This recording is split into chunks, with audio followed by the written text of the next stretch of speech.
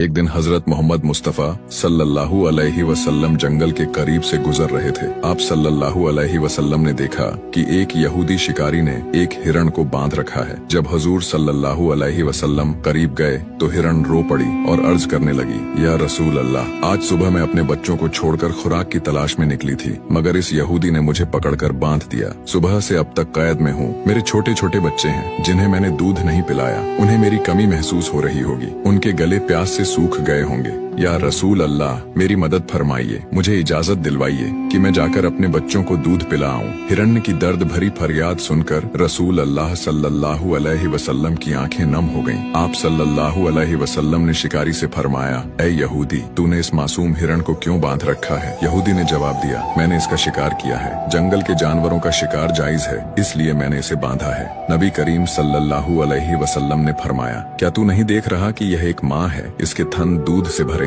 ये अपने बच्चों की मोहब्बत में बेकरार है। इसे छोड़ दो ताकि यह अपने बच्चों को दूध पिला सके। यहूदी ने गुरूर से कहा, मैंने बड़ी मेहनत से इसे पकड़ा है, मैं क्यों छोड़ दूं? आप सल्लल्लाहु अलैहि वसल्लम ने नरमी से फरमाया, इस माँ हिरण को एक बार अपने बच्चों के पास जाने दो, यह दूध पिलाकर वापस आ जाएगी। यहूदी हंसा और कहा, बंधा हुआ जानवर कभी वापस नहीं आता। अगर मैं इसे छोड़ दूं तो यह भाग जाएगी। जब आप सल्लल्लाहु अलैहि वसल्लम ने देखा कि यहूदी मानने को तैयार नहीं तो फरमाया, ऐ यहूदी, इसे आजाद कर दो और इसके बदले मुझे जामिन के तौर पर रख लो। अगर ये वापस ना आए तो मैं हमेशा के लिए तुम्हारी कैद में रहूंगा। यहूदी ने शर्त मान ली। हिरण्य को आजाद कर दिया और रसूल अल्लाह सल्लल्लाहु अलैहि वसल्लम वहीं बैठ गए। हिरण्य जंगल की तरफ दौड़ती हुई चली गई। कुछ घंटे गुजरने के बाद यहूदी तंजिया अंदाज में कहने लगा, क्या हुआ हुजूर? आपने कहा हिरनी वापस आएगी, लेकिन वह तो अभी तक वापस नहीं आई। आप सल्लल्लाहु अलैहि वसल्लम ने फरमाया, सब्र करो, वह जरूर वापस आएगी। इतने में हिरण्य अपने बच्चों के साथ दौड़ती हुई हुजूर नबी अकरम सल्लल्लाहु अलैहि वसल्लम के पास आकर बैठ गई। यहूदी शिकारी यह देखकर हैरान रह गया।